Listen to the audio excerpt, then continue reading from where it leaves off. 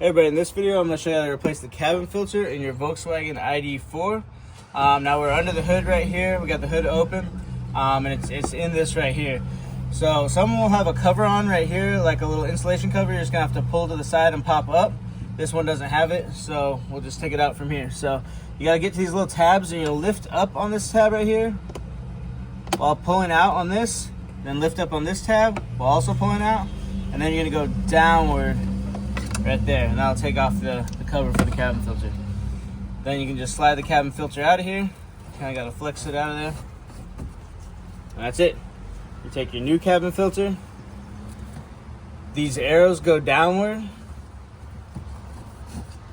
Slide it back in. This is this bottom slot here.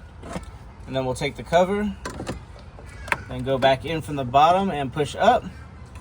Then once you're pushed all the way up, push down. So you get 2 clicks. That's it. I want to thank you for watching this video today, and I hope you have a great day.